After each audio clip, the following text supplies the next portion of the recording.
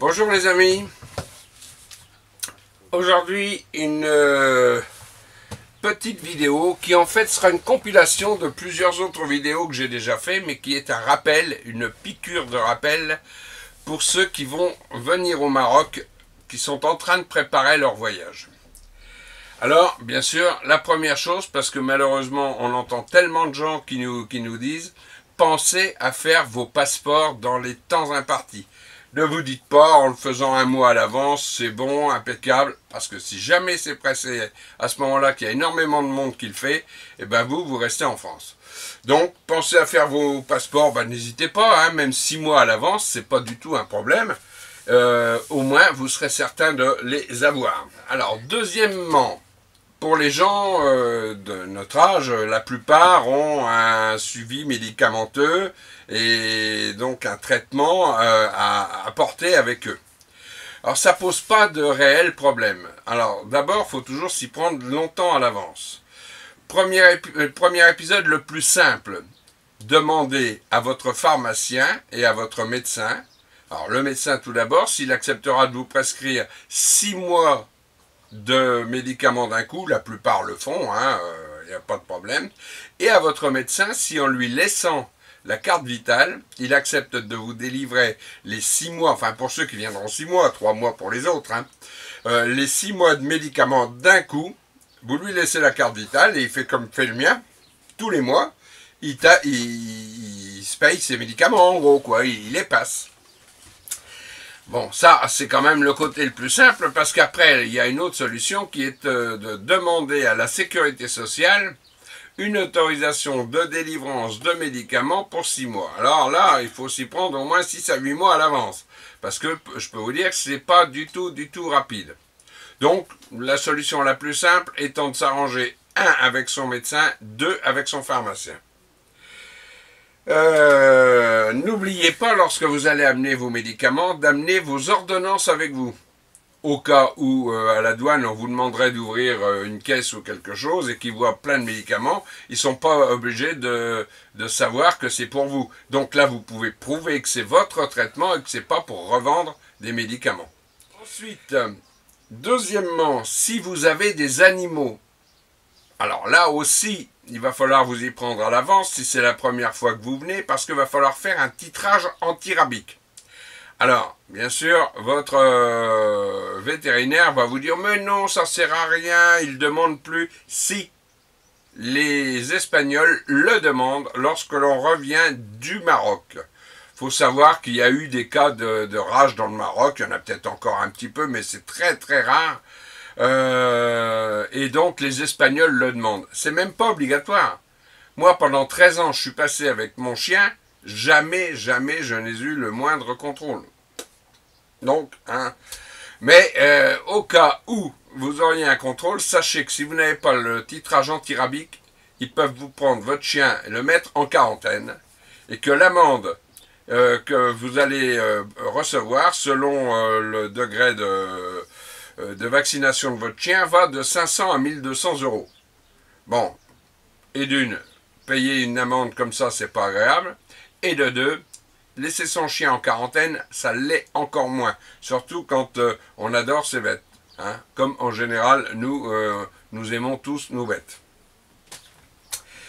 Alors, c'est tout, il suffit que votre vétérinaire vous remplisse ensuite un carnet de vaccination, ce qu'on appelle un passeport maintenant, puisque ça permet de le présenter à l'étranger. Bien sûr, de le pucer. Pas lui donner des puces, mais le pucer, parce que lorsqu'un chien voyage à l'étranger, il doit avoir une puce maintenant. Le truc dans l'oreille, c'est terminé. Pour aller à l'étranger, c'est une puce. Une fois qu'il aura tout ça, ma foi, ça va plus vous poser de problème, parce que votre bête va pouvoir se déplacer avec vous, tranquillement, et rentrer au Maroc. Sachez qu'avant de ressortir du Maroc, toujours pareil, les Espagnols peuvent vous demander un certificat comme quoi votre chien n'est pas malade. Donc, normalement, 5 jours avant de sortir du Maroc, vous devez le faire voir à un vétérinaire, il y en a pas mal au Maroc, n'ayez pas peur, ça pose pas de soucis, qui va stipuler que votre chien n'a rien. Hein, il va lui prendre la température, faire une petite visite assez rapide, ça va vous coûter 100 dirhams, 10 euros, et voilà, vous aurez votre papier, votre sésame pour que votre chien puisse rentrer en Europe tranquillement. Ensuite, vous avez pris le bateau chez Gutiérrez. Pourquoi je dis chez Gutiérrez? Parce que Gutiérrez est quand même le moins cher de ceux que je connaisse. Et toutes les sociétés de transport maritime travaillent avec, donc aucun souci. Je vous donne un exemple. Il y a maintenant 13 ou 14 ans, je ne sais plus très bien, quand je suis venu pour la première fois en camping-car au Maroc, j'ai payé 350 euros. 350 euros. Je n'avais pas de remorque. Et maintenant, j'ai une remorque, je passe chez Gutiérrez et je paie 220 euros. Ça fait quand même une légère différence, comme quoi certains usent et en abusent. Alors, surtout, je précise bien, Gutiérrez, je vous remettrai ses coordonnées dans la petite description en dessous, parce que ne vous laissez pas avoir avec tous ceux qui sont là aux arrivées de port, et venez chercher les billets, tout ça, ils vous emmènent chez un Gugus qui travaille avec eux, qui prend sa commission et qui la partage avec les autres, et voilà, vous payez très cher. Très très cher. Donc inutile de prendre vos billets avant, prenez vos billets chez Gutiérrez. Sortie 112 à Algérie. Alors ensuite vous allez donc arriver au Maroc et là, avant de monter sur le bateau déjà, prenez votre téléphone, retirez la carte française, vous servira plus à rien. Si ce n'est à dépenser de l'argent d'une façon qui n'est pas très agréable, parce que vos abonnements français ne fonctionnent pas au Maroc, mais par contre, si jamais vous veniez à vouloir vous en servir, ça va vous coûter très cher. Donc, vous retirez votre puce ou vous le mettez en mode avion. Bon, le plus sûr, c'est de la retirer, on met ça à un petit truc, on met ça à l'abri, voilà. Dès que vous arrivez au Maroc, vous achetez une carte SIM, que ce soit Maroc Télécom ou Inouï. Le gars à qui vous allez l'acheter va vous la rentrer dans le téléphone, mais enfin ça vous savez certainement le faire également. Et ensuite vous allez la faire charger. Alors il y a plusieurs possibilités. Charger avec de l'international. À bien préciser. Vous demandez de la communication internationale. Une fois que vous avez chargé ça en international, vous pouvez téléphoner en France. Alors ça va dépendre de ce que vous allez prendre, mais inutile de prendre une grosse somme d'un coup, parce que de toute façon, la durée d'utilisation sera toujours la même. Chez Maroc Télécom, ça doit être 15 jours, et chez Inouï, 14 jours. Que vous preniez 50 dirhams, 100 dirhams, vous aurez beaucoup plus de temps de communication, mais toujours que 14 jours ou 15 jours. Donc, moi, je prends 50 dirhams, et quand j'en ai plus, j'en remets. Voilà, si j'en ai plus avant mes 14 jours, eh ben c'est pas grave, j'en remets. Mais s'il m'en reste et que c'est perdu, ben je vais pas perdre grand-chose. Pour l'Internet de votre téléphone, vous allez faire charger votre téléphone en Internet par le gars qui va vous charger également votre téléphone en international. Vous prenez 100 dirhams, en moyenne, 100 dirhams c'est pour un mois, équivalent à 10 gigas. Pour l'utilisateur courant, 10 gigas, vous allez vous en sortir, il n'y aura pas de problème. Bon, évidemment, si vous êtes comme moi, que vous envoyez des vidéos sur YouTube et ci et ça, ça ne va pas aller, il en faudra beaucoup plus. Dans ce cas-là, il y a d'autres solutions. Ordinateur, vous allez pouvoir acheter soit une clé 4G, alors là, la clé 4G, c'est pareil, hein, vous la chargez, 100 dirhams, 200 dirhams, vous mettez ce que vous voulez, ça dure un mois. Solution. Ouais, alors, mais moi, personnellement, j'ai une autre solution qui est une box Wi-Fi de chez Inuit. Vous achetez votre box, 600 dirhams. Ensuite, vous la chargez, c'est 200 dirhams par mois. Mais vous êtes en illimité quasiment. Donc, je veux dire, c'est quand même beaucoup plus rentable. Attention, elle fonctionne sur du 220. Donc, vous pourrez vous en servir, soit quand vous serez sur un terrain, soit si vous avez un petit transfo. Voilà. Bon, ça ne consomme pas énormément, donc vous êtes à peu près tranquille avec ça. Voilà, et pour cette box, c'est un abonnement. Donc, il faut aller directement chez Inouï, c'est-à-dire une agence Inouï. Il y en a dans toutes les villes, il y en a plusieurs, dans chaque ville d'ailleurs. Vous allez dans une agence Inouï et là, vous allez demander un abonnement. Et vous leur précisez bien que c'est un abonnement qui va par exemple aller pour 3 mois, 4 mois, 5 mois. Le dernier mois avant de partir, vous venez juste à la fin du mois d'avant.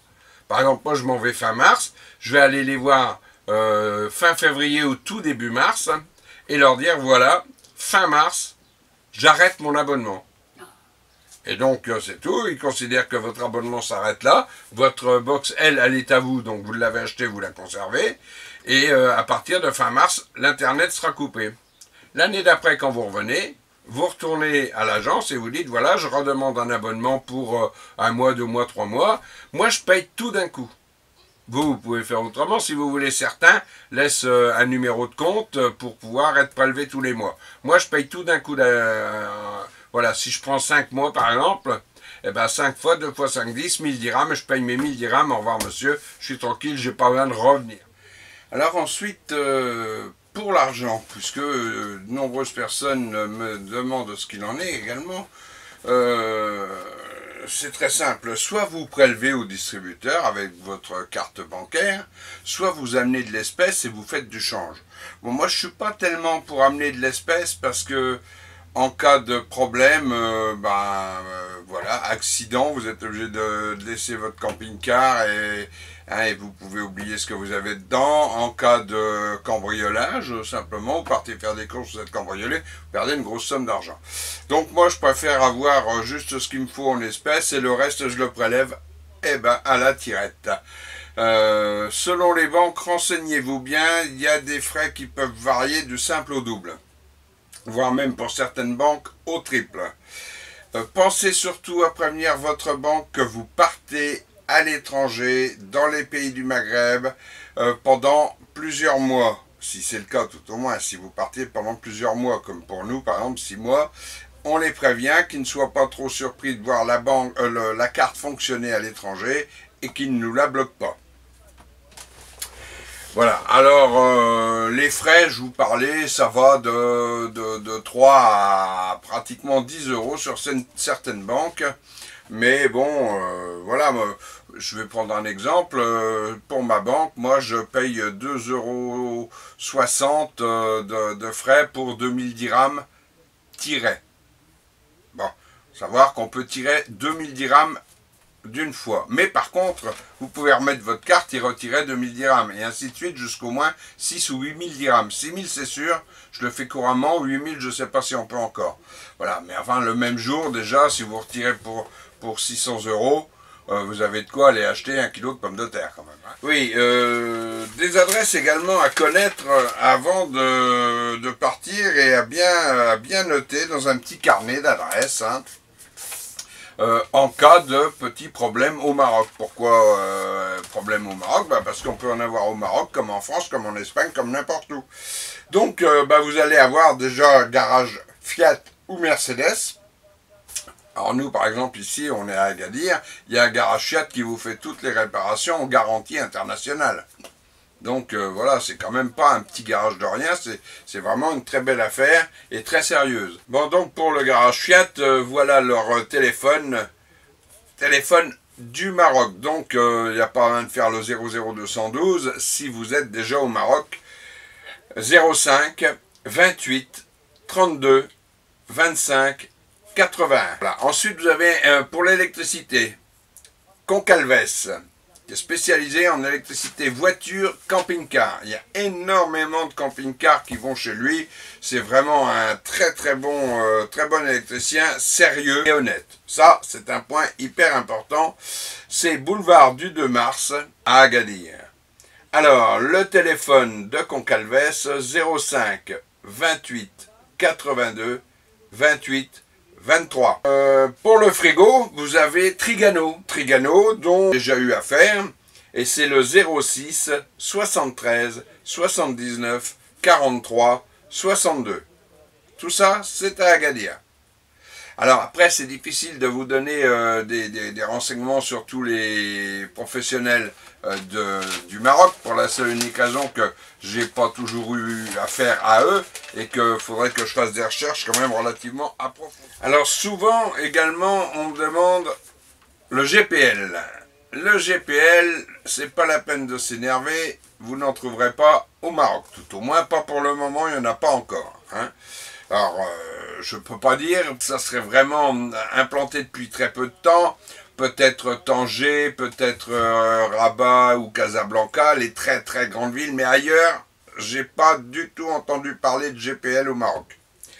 Alors pour le gaz ordinaire, par contre, de nombreuses personnes me disent « Ouais, mais moi j'utilise pas le gaz marocain, j'ai peur que ça n'aille pas avec les gigoleurs dans le camping-car, et ci et ça. » Écoutez, moi il y a 13 ans que je l'utilise, sans aucun problème.